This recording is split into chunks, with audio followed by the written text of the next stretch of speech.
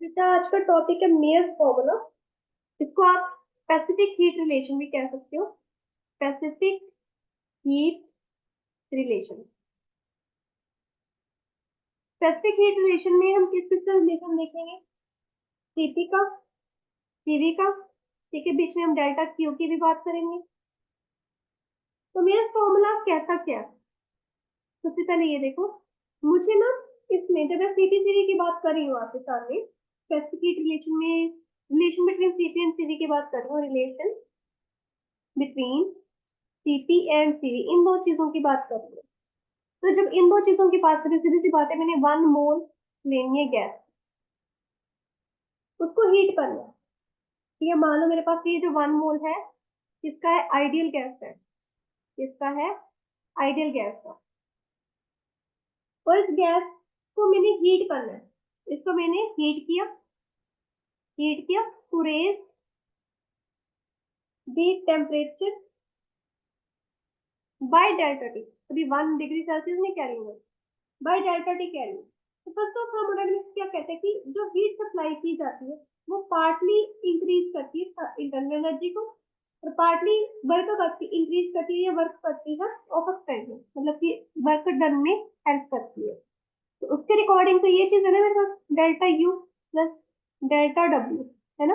और delta W में work done हो रहा है। वर्क डन क्या हो रहा है?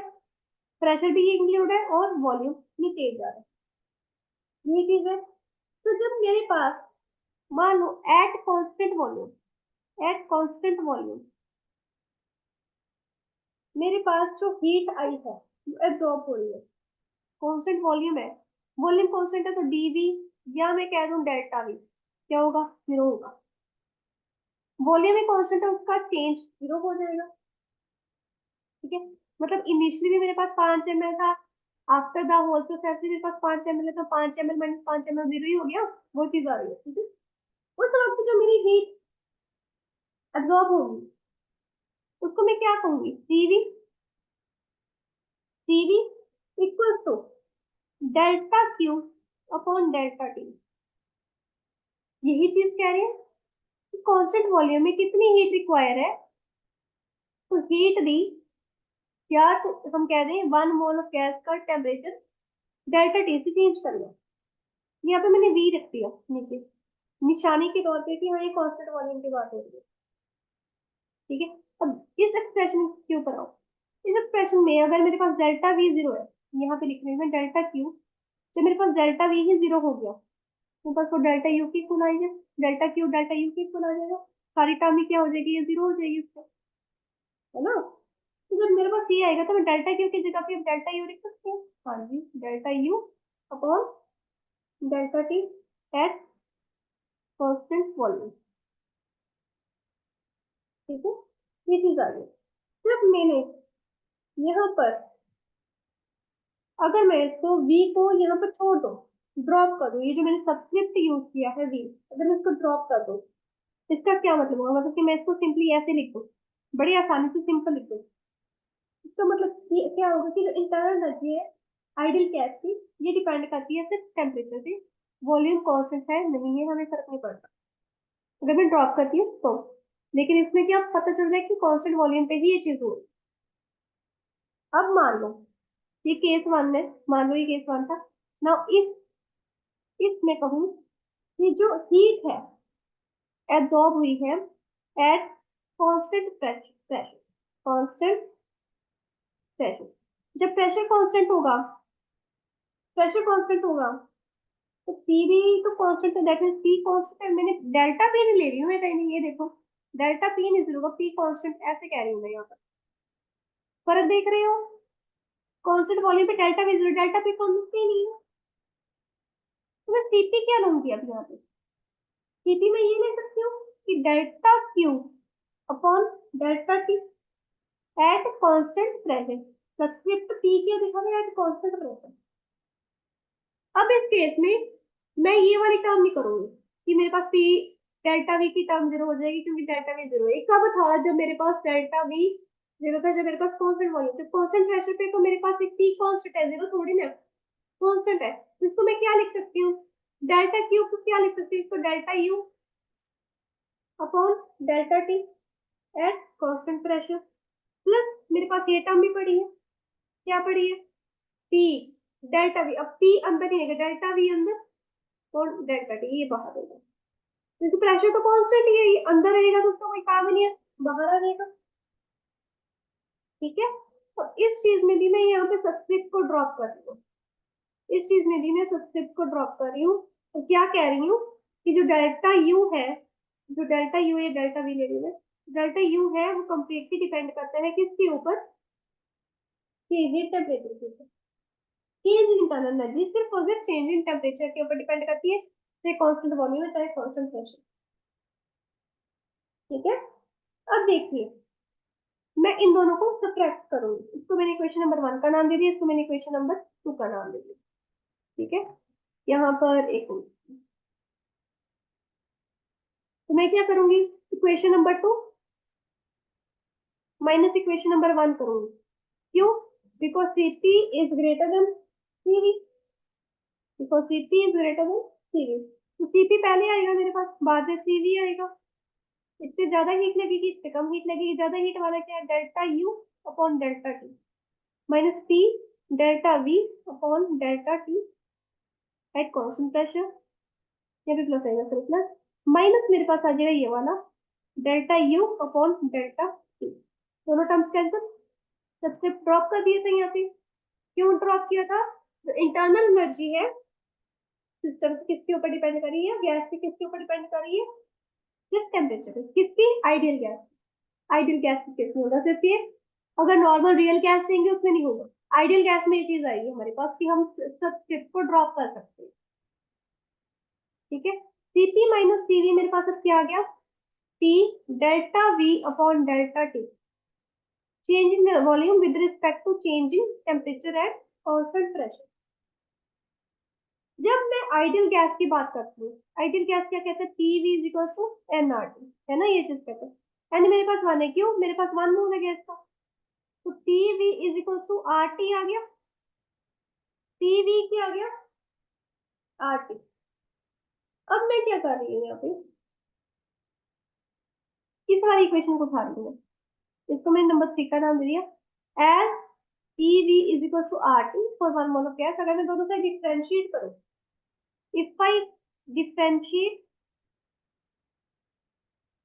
डिफरेंशिएट करेंगे on both side, on both side किसके विद रिस्पेक्ट टू, ऑब्वियसली इसके नीचे टी है ना, तो विद रिस्पेक्ट टू टी करेंगे, किसके अकॉर्डिंग, कॉन्सेंट्रेशन, क्योंकि यहाँ पे मेरे पास कॉन्सेंट्रेशन एट कॉन्स्टेंट प्रेशर।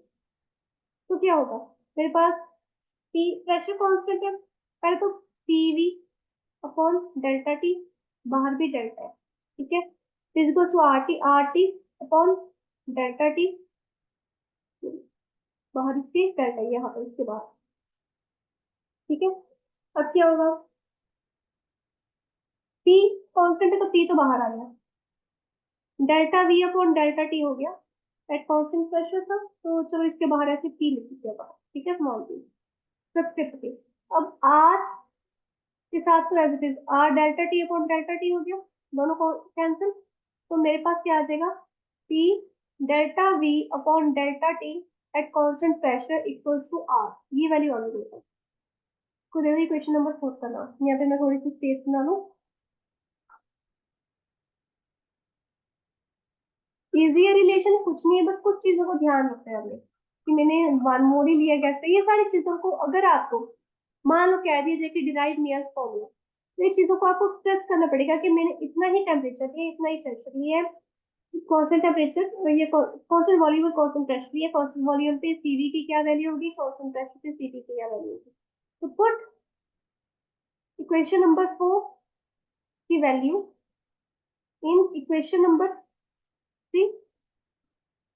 ठीक है, इक्वेशन नंबर 3 क्या था, CP minus CV, T delta V upon delta T at constant pressure मेरे पास आ रहा है, ये चीज आई, तो पी सही थी, ये रिक्वायर्ड रिलेशन है बिटवीन सीपी एंड सीवी, इसको हम क्या कहते हैं, मेयर्स फॉर्मूला। ठीक है, तो ये मेरे पास आ गया CP minus CV equal to R, बहुत सिंपल है। एक बार दोबारा देख लेना वीडियो अगर आपको दिक्कत लगे। अभी मैं आपको इसके बेसिस पे कुछ क्वेश्चन सॉल्व करके दिखाऊंगी। तो क्वेश्चन इसके काफी इंपॉर्टेंट है, क्वेश्चन बहुत इंपॉर्टेंट है इसके। एक चीज याद रखनी बस, सीपीसीबी में CP is greater than CV मतलब क्या है कि कांस्टेंट प्रेशर पे मुझे हीट ज्यादा लगेगी, कांस्टेंट वॉल्यूम पे हीट कम लगेगी। ठीक है, इस चीज को याद रखें। एक याद रखें, CP minus CV equal to R. चलिए अब मान लो क्वेश्चन है मेरे पास, एक क्वेश्चन पूछा जा रहा है, यहाँ पे मैं लिख रही हूँ calculate calculate the specific heat at constant volume for a gas. CV find out करने के लिए कहा है। Given specific heat at constant pressure is, CP मेरे पास है 6.85 calories mole inverse kelvin inverse. ठीक है, 6.85 calories mole inverse kelvin inverse.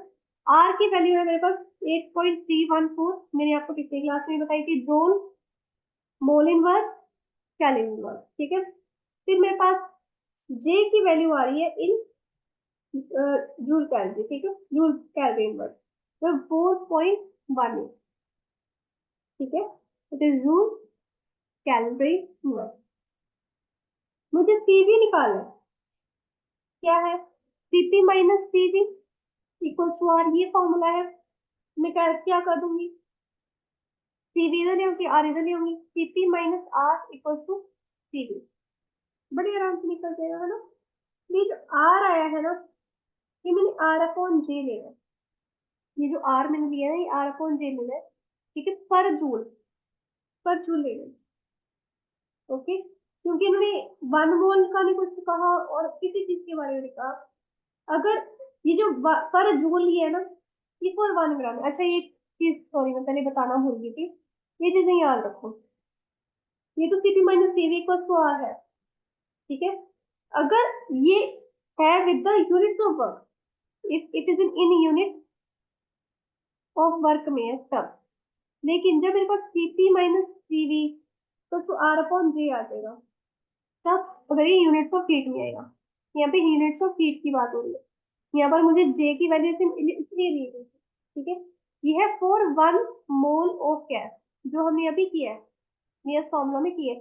लेकिन अगर मुझे 1 ग्राम ऑफ गैस दिया जाए तो, अगर मुझे 1 ग्राम ऑफ गैस दे दिया गया तो तब मैं यहाँ पर एक टर्म लूंगी small R, which is equal to R upon M. R क्या है, गैस कांस्टेंट, एम क्या है मोलिकुलर फॉर्मूला। ठीक है, तो गैस कांस्टेंट है ये फॉर 1 ग्राम ऑफ गैस के लिए। तो मेरे पास यहाँ पर आएगा CP minus CV equal to small R, which is R upon M. Okay, और CP minus CV equal to R upon J भी एक टर्म आएगी। ये किसके लिए, वर्क के लिए। ये किसके लिए, फॉर यूनिट्स ऑफ हीट के लिए। अगर मेरे पास वर्क की यूनिट है तो सिंपल आर, अगर हीट कितने करना है तो पर जूल होगा। एक है हीट लॉस और गेन बाय गैस, तो उसके लिए मेरे पास होगा क्यू की वैल्यू आएगी M C P delta T, किसके लिए, कांस्टेंट प्रेशर के लिए, साफ सी बात है। दूसरी क्या होगी, M C V delta T. ठीक है, कांस्टेंट वॉल्यूम के लिए। ये एन जो है, ये एन क्या है मेरे पास, number of moles of a gas. क्या है, number of moles of gas, जिसको आप mass of gas upon molecular mass से भी डिफाइन कर सकते हैं। Mass of gas upon molecular mass. ठीक है, ये कुछ वैल्यूज कुछ टर्म्स आपने याद रखनी है। अब यहाँ पर देखिए मेरे पास फॉर हीट आया है सारा कुछ, क्योंकि मुझे पहले से जूल की वैल्यू दे दी गई, फॉर हीट आया। तो मेरे पास ये फॉर हीट आया तो मैं आर अपॉन जे लेके चलूंगी, यहाँ पे भी सॉरी यहाँ पे मैंने ऑलरेडी लिख दिया था, आर अपॉन जे लेके चलूंगी। ठीक है, अब देखिए आर अपॉन जे की और सीपी की क्या वैल्यू, सीपी की वैल्यू 6.85 माइनस आर है मुझे 8.31 की वैल्यू मिली है, यहाँ पर मुझे 4.18 की वैल्यू मिली इक्वल टू सीवी। मैं सीवी निकाल लूंगी यहाँ पर 6.85 माइनस, इनको डिवाइड करके मेरे पास 1.98 आ जाएगा। तो 4 टू 8 है, सीधी बात है। अगर लमसम वैल्यू ले, लमसम वैल्यू भी ले तो मेरे पास क्या है, ये 8/4 है। अगर पहली डिजिट था तो सीधा 2 आएगा, लेकिन पीछे कुछ पॉइंट, दैट मीन्स उससे थोड़ी कम वैल्यू आ जाएगी। ठीक है, 2 से थोड़ी सी कम, तो लमसम कितनी होगी 1.980 लेते हो आप, चाहे 2 भी ले लो तो भी दिक्कत नहीं आएगी, 2 भी ले लोगे ना तो भी दिक्कत नहीं, क्यों 6 माइनस तो क्या आएगा, तभी 4 ही आएगा, इसमें भी 4 ही कुछ वैल्यू आएगी, 4 समथिंग 8.6, इतनी वैल्यू आ जाएगी, किसमें आएगी, calorie, mole inverse, calorie inverse. ठीक है, तो मेरे पास एक क्वेश्चन हो गया इसका। अब आगे देखते हैं, मेरे पास एक और क्वेश्चन है, उसको देखो, बड़ा आसान सा था ये क्वेश्चन, इसमें कोई दिक्कत नहीं है, बस एक चीज आपको बतानी थी, वो इसके बहाने कवर हो गया आपकी। ठीक है, नेक्स्ट क्वेश्चन देखो आप, मेरे पास difference between two specific heats area है, difference between two specific heat क्या है, 5000 joule kilogram inverse kelvin inverse, and जो रेशियो है स्पेसिफिक हीट की, ठीक है, difference, difference of two specific heat, जो रेशियो आई है, रेशियो मेरे पास कितनी आई है 1.6, मुझे स्पेसिफिक हीट फाइंड आउट करना है, सीपी और सीवी को फाइंड आउट करना है। क्या कुछ है मेरे पास, एक तो डिफरेंस आया, एक क्या आ गया, रेशियो आ गया, तो मैं कह सकती हूँ CP minus CV equal to 5000, and CP upon CV मेरे पास 1.6 है, कह सकते हैं ये बात।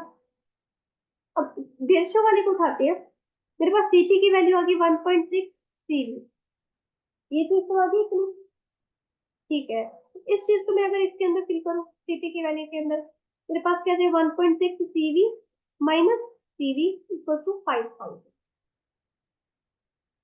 ठीक है, तो सीवी कॉमन निकालो, 1.6 माइनस 1 इक्वल टू 5000, 1.6 में से 1 माइनस किया कितना आएगा, 0.6 आ जाएगा, 0.6 सीवी तो 5000 जीरो है, सीवी की वैल्यू क्या आ जाएगी 5000 अपॉन 0.6, ठीक है, तो सीवी की वैल्यू आ गई, इसको आप डिवाइड कर दोगे तो आपके पास आ जाएगी 8333.33 किलो, नहीं joule, joule kilogram inverse kelvin inverse, CP की आगे सीपी में डाल दो value, CP minus 8333.3 equal to 5000, इसमें से माइनस कर दो, सीपी में से 5000 माइनस 8.8333.3, तो क्या वैल्यू आ जाएगी,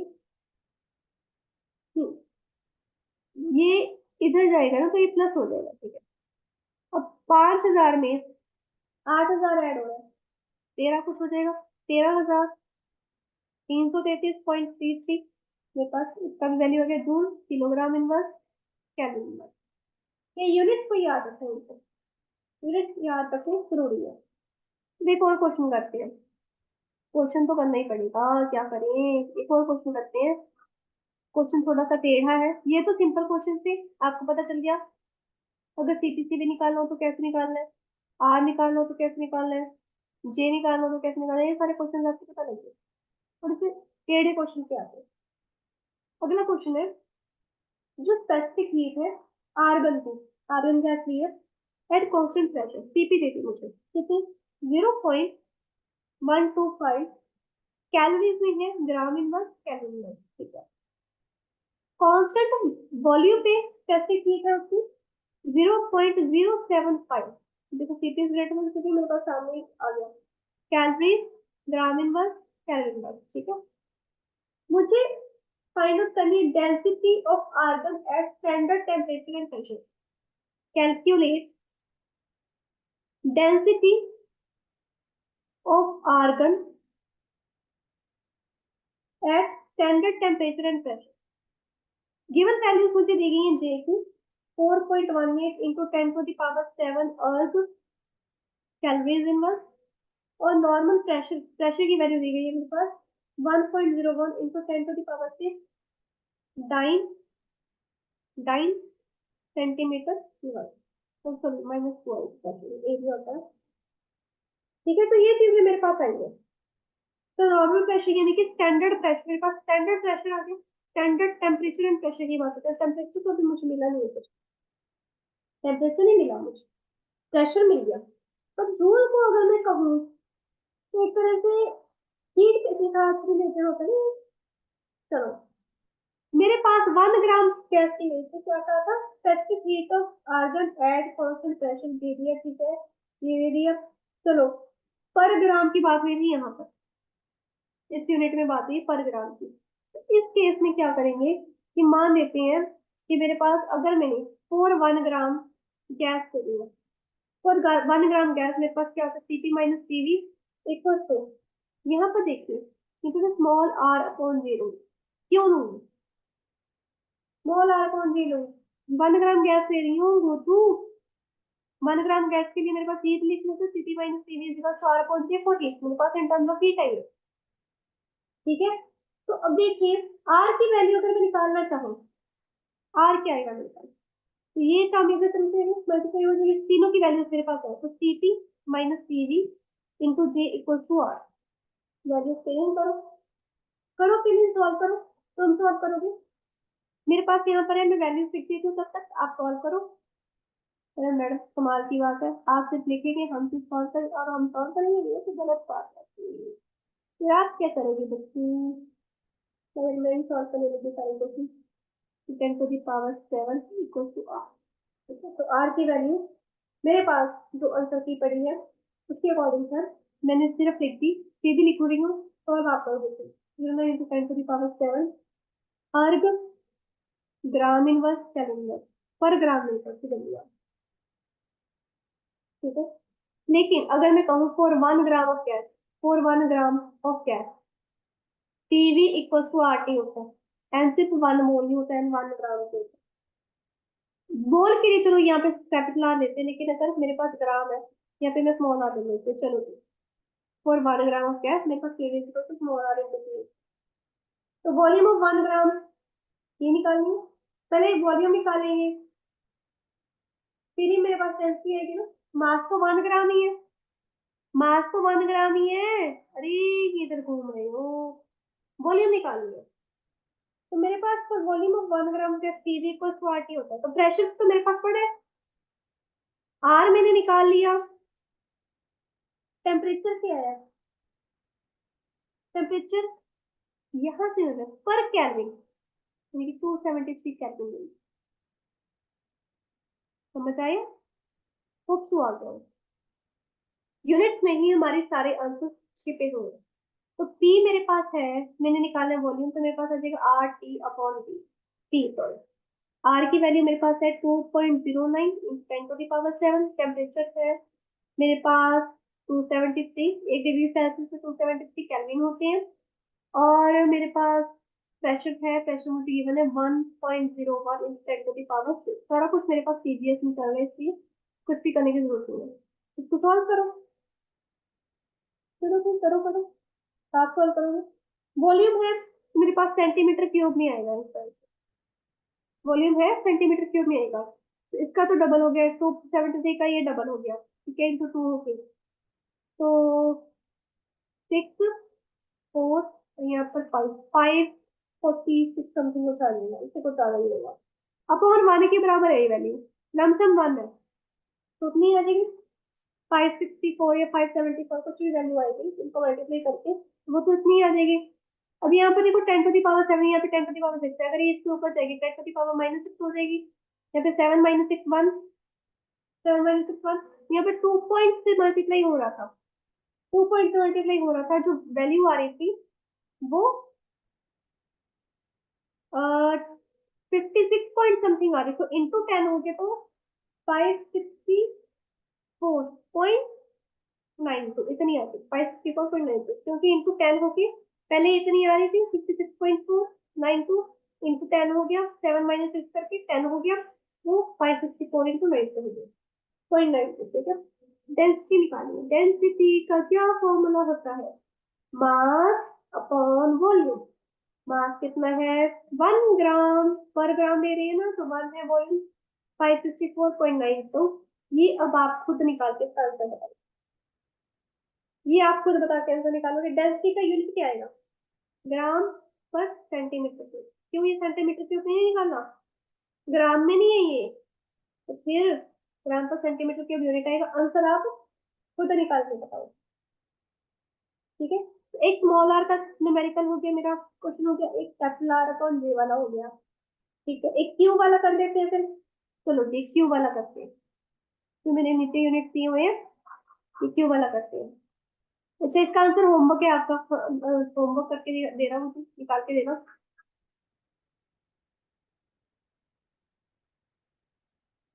आर्गन वाला एक क्वेश्चन हो गया, इंपॉर्टेंट होता है ये भी, एग्जाम में आ जाता है, चांसेस होते हैं इसके आने में।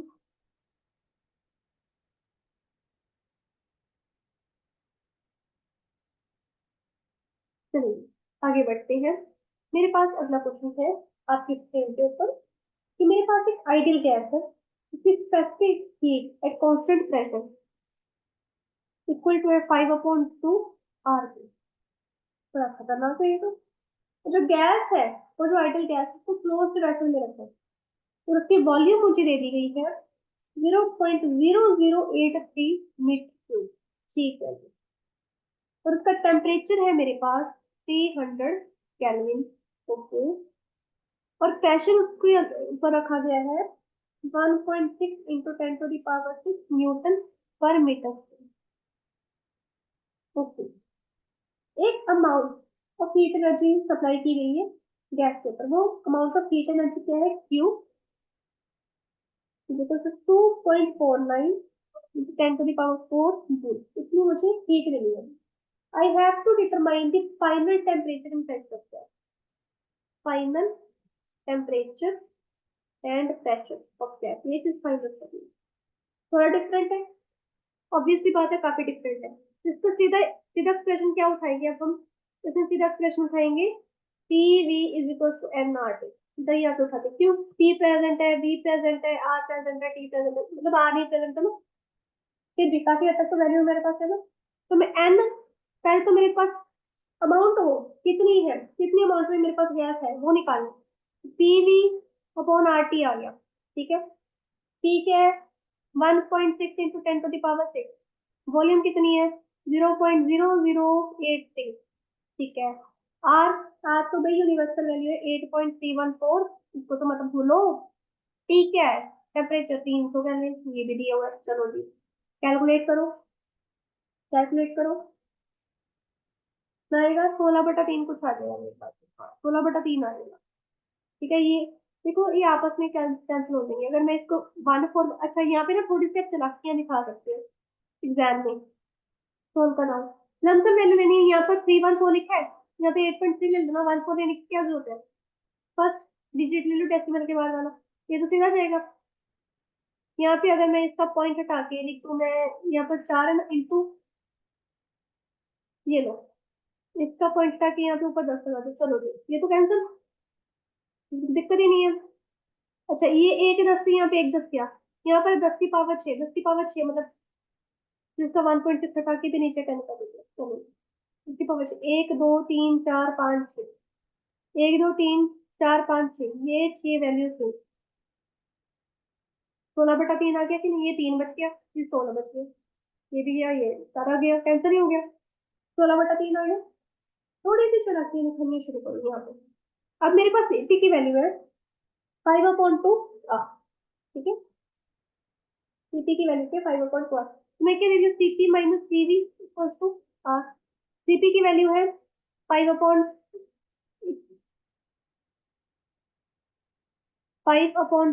Are minus CV equals to R. CV अलग निकालो, सीवी मेरे पास आ जाएगा 5/, आर माइनस 5/2, नहीं इधर आएगा 5/2 आर माइनस आर। चलो आर कॉमन निकाल लो, सीवी की वैल्यू आ जाएगी 5/2 - 1, 5/2 -1, तो 5 माइनस यहाँ पर हो जाएगा 2, 3/2 हो जाएगा, 3/2 आर आ जाएगा, 3/2 आर। ठीक है, अब यहाँ तक हो गया। चलो सीवी की आ गई वैल्यू 5/3 ठीक है। जब मुझे ये जो अमाउंट ऑफ हीट दी गई है, ये जो सप्लाई की जाएगी गैस को, मान लेते हैं जो टेम्परेचर है, ऑब्वियसली हीट दी है तो टेम्परेचर बढ़ेगा ना, हीट दी है टेम्परेचर बढ़ेगा, तो मान लो टेम्परेचर इंक्रीज होगा बाई डेल्टा टी, इसमें टेम्परेचर इंक्रीज होती है, तो क्यू की वैल्यू क्या होती है, जब जब मेरे पास क्या है कांस्टेंट वॉल्यूम है। ठीक है, तो कांस्टेंट वॉल्यूम ले रहे हैं, क्यों, प्रेशर क्यों नहीं दे रहे? क्योंकि प्रेशर जब लेंगे, यहाँ पे ध्यान से प्रेशर लेंगे तो क्या होगा, गैस एक्सपैंड हो जाएगी। गैस एक्सपैंड होगी तो राइजिंग टेम्परेचर के साथ साथ फॉल इन टेम्परेचर भी काउंट करना पड़ेगा। लेकिन अगर मैं सीवी लेती हूँ, विद सीवी लेती हूँ, तो कॉन्स्टेंट वॉल्यूम में गैस को एक्सपैंड होने का चक्कर ही नहीं है। गैस को तो वो एक्सपैंड होने नहीं देगी, वॉल्यूम में कॉन्स्टेंट है, तो सिर्फ राइजिंग टेम्परेचर आएगा मेरे पास, फॉल इन टेम्परेचर नहीं आएगा। तो इसलिए मैं सीवी वाला एक्सप्रेशन उठा रही हूँ ताकि मुझे झमेले में ना पड़ना पड़े। हाँ जी, अब तो फॉल भी आ गया, अब फॉल भी कैलकुलेट करो। क्लियर? तो मैं ले रही हूँ N C V delta T,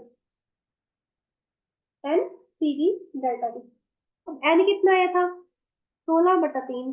CV कितना आया था? 3/2, 8। और डेल्टा टी कितना है वो फाइंड आउट करना। क्यों नहीं करना? देख लो, करना है, क्योंकि क्यू की वैल्यू मेरे पास ऑलरेडी है 2.49। तो फाइंड आउट करके को क्या करोगे? ठीक है, आर की वैल्यू आपको पता है 8.314, तो 8.3 ही लिख लो, आसानी से हो जाएगा। ठीक है, तो मेरे पास क्या हो रहा है यहाँ पर? 16/3, 5 बटा यहाँ पर सीवी, सीवी की वैल्यू दी है ना,